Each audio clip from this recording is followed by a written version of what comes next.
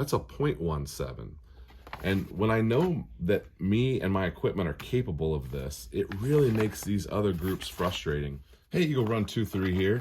We are headed out to the range and going to shoot some 6.5 Grendel. Now, there's a couple of things that I want to accomplish with this range session. The first thing I want to accomplish is I just simply have not been to the rifle range in over a month. And so I would just like to shoot my favorite gun. We have this beautiful 6.5 that we spared virtually no expense on. It is a fantastic gun, and it has not really been able to shoot that many rounds because, if you can't tell, this stuff is super hard to find. Now, I have maybe 200 or 180 rounds of this black. We're gonna take 2 boxes with it, and I intend to shoot all those, and I'll save the cases. I keep saying very soon we're gonna learn how to reload this caliber, and we haven't done it yet. That might be more of a summer project for me, just kind of mapping out my next couple of months, but I'm looking forward to it, and we'll have plenty of brass to work with. We also are trying to play with this 123 grain stuff. I think that's the round that I would like to do, but I want to shoot the ELD match and the ELDX in case we ever want to shoot a hog with the Grendel. This is the open tip boat tail hollow point round. We've shot this ammo before and it did pretty good. We just need to shoot it, have a good time. We need to make sure that it's dialed, make sure everything's operating the way that it's supposed to be mechanically, and then make sure we get our optic 0 stopped. We're gonna head out to the range. I'll show a couple clips here for you, and then we'll probably meet back here at the workbench and go over our results.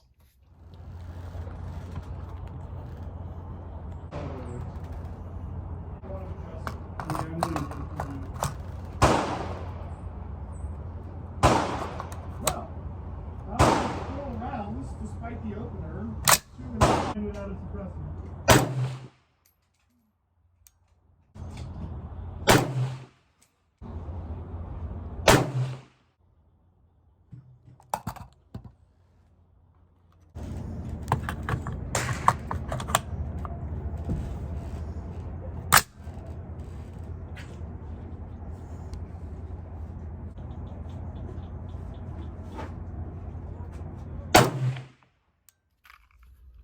So we're definitely saving all of our brass, and the guy next to me was shooting Grendel as well, and he gave me a box of, he just shot 1 box, I think, and I think it's full of cases. So happy to have that. We've got a little bit left that we can keep going with. I wanted to blow through both of these, but I was there for like an hour and a half, kind of taking my time, talking to another guy, and I kind of ran out of time and wasn't able to shoot the rest of this box. So that's why that happened. But let me get this cleared off, and I'll show you our targets. Let's look at our groups here, and we can kind of talk about it. My very first shot was right here. This was a cold bore shot. So once we get to know the gun better, we'll be able to adjust for that. The tracked optic was amazing, beautifully clear. And then we came over here with 2 touchers. So I was feeling good about it, came down here and rattled off almost a 1/2 inch group, 0.95. Then over here with a 0.61.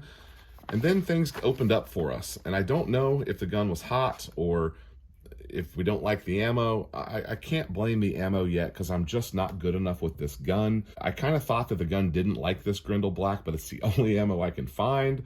So kind of what we got. 1.8 inch group. There's nothing really wrong with that. I mean, that's perfectly acceptable for hunting. Doing another 1.8 over here, which that 1.8 was definitely our worst group of the day.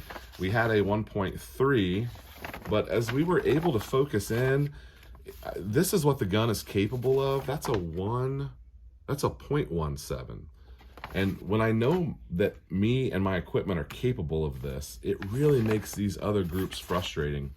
So as we get better with this and shoot it more, I know we're going to tighten up those groups. I expect this all the time. And so we're looking for more of this 0.1 group. The Trigger Tech trigger is phenomenal. That's only helping me.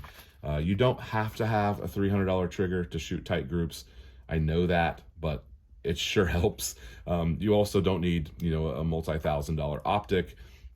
This tracked optic is sub $2,000, and it is definitely worth it in my opinion. It performs well above that price range. And again, you don't have to have that, but it certainly makes it nice. The equipment is working well. I am getting better, and we're just gonna keep moving on.